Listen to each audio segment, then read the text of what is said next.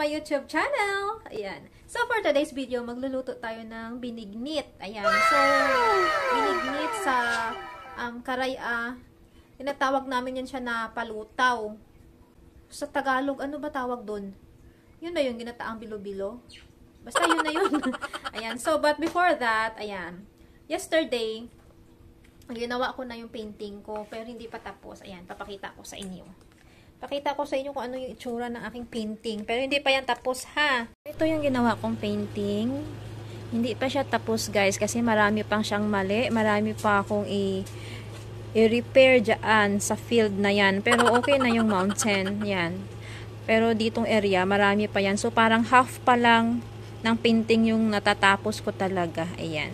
So, kahapon, nagpabili din ako kay husband ng thinner.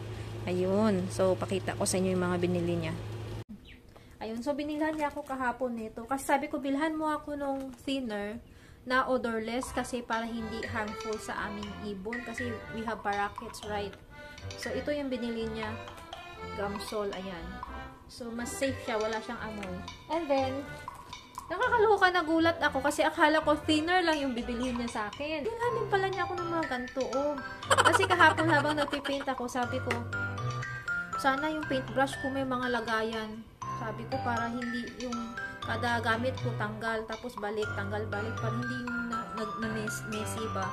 Ayun, binilhan niya ako ng ganito, diba? So may paglalagyan na tayo ng paintbrush. Saka super supportive talaga ng asawa ko pagdating sa mga ganyan.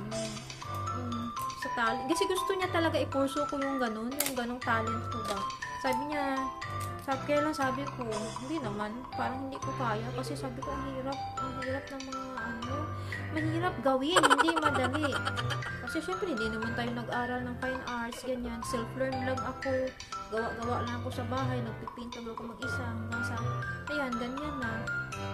Hindi naman tayo kagalingan ba? Tapos, nagpabili kasi ako kahapon sa kanya ng ganito. Ito talaga yung kailangan ko para pag gumawa ng mountain, hindi ako mahirapan. Isang ganyan lang pasada, gaganyanin mo lang. Tapos, yun yung mga nakita ko sa mga expert na artist. Tapos ito, ang isa, binilhan din niya ako. So, bali dalawa yung ganito ko. And, ito yung pinakagusto ko, binilhan niya ako ng ganito. Nagulat talaga ako pag uwi niya gabi. Sabi ko, yung pinapabili ko lang sa'yo, Kako, yung yung knife palette lang at saka panglinis ng brush. Bakit, Kako, ginastusan mo na naman ng ganyan? Magkano to? $549. Sabi ko, ang dami mo nang nagastos sa mga art materials ko. Pero sabi niya, kailangan mo yan. Kailangan mo yan. Sabi niya, para mas comfortable kapag nagumagawa ka. So, ganito yan siya, o diba? Hahawakan mo lang siya. Lagay mo yung paint yan. Tapos ganyan-ganyan mo lang. Ayan. Diba? Para madali. Tsaka madali ito linisin kasi ano siya, napaka-smooth niya. Ayan. Kasi yung mga unang binili namin, yung may mga, yung parang, parang may mga, parang lagayan ng ice cube. Ito, madali lang linisin to. Isang ganito mo lang yan. Punas mo ng thinner, tsaka ng tissue. Tapos, ito guys, binilhan din niya ako ng ganito. Dalawa pa talaga. Oh, ang dami kong paintbrush. O, diba? At least hindi na ako mahirapan. Tapos, binilhan pa niya ako ng dalawa na canvas. Mas maliit to kumpara dun sa ginamit ko. Ayan.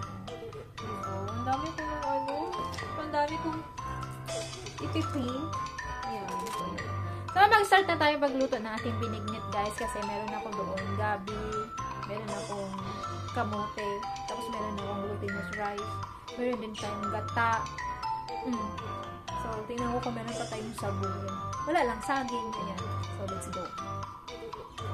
So, here's our ingredients for our binignit. So, first and foremost, itong ating kamote. Ito talaga tunay na kamote yan. Violet ba yung kulay nito? Ayan. And then, since I have another yam, hindi siya talaga kamote na, kamote to, version ng kamote nila dito. Pero, tawag nila dito is yam. So, sasama na natin yan. Ito yung mga binigay pa ni neighbor noon na hindi ko pa naluluto. Ayan. So, kaya ko naisipang gumawa ng binignit. Kasi meron din akong gabi. Ayan. Yung iba nito, tinanim ko na nga sa labas eh. Ayan, 4 na piraso, di ba? So, saktong-sakto yan sa binignit natin kasi tayo lang naman ang kakain. Ayan. So, what we have here also, itong glutinous rice. And then, we have, ayan. Talagang gusto ko na, gata. Kasi nga, siya? Creamy. Hindi yung kagaya ng mga gata na binibili sa lata. Hindi naglalatik. Tapos meron tayo dito. Ayan, sabu. So, ilalaga lang natin ito siya, ha? So, ito kamote, babalatan na natin. Tinanim ko na yung mga, yan, oh. Nakaka-excite.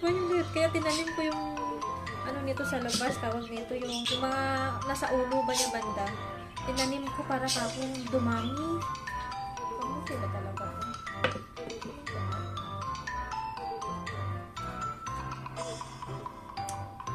Kamuti talaga, guys.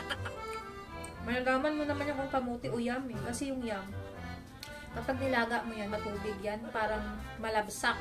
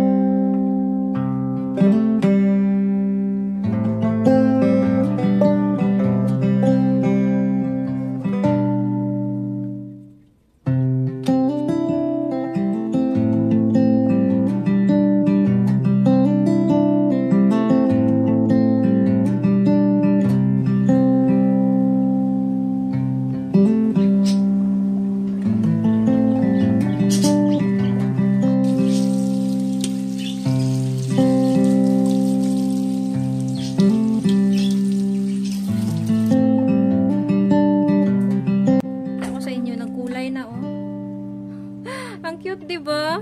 Ayan. Ang ganda tingnan, guys. Kung gusto nyo sobrang tamis, ayan. Kayo na bahala magtansya. Tindahan, Philippine store yan siya dito. Kaya, ang puro, guys. Oh my goodness. Ooh. Yes na siya.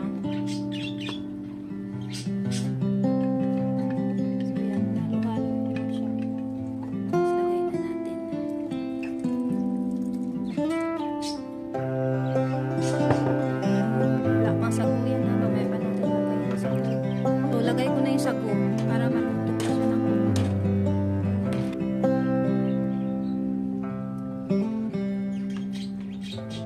Nilagyan ko na lang, guys, ng ubi essence para may lasa siya ng ubi.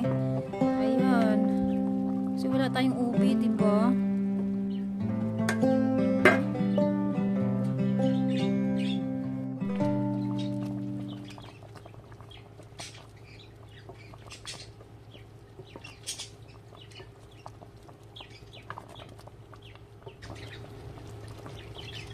O yan na, guys, luto na ang ating binignit. Ayan, or ginataang bilo-bilo ang tawag sa iba. Ayan na. Tikman na natin ang ating niluto.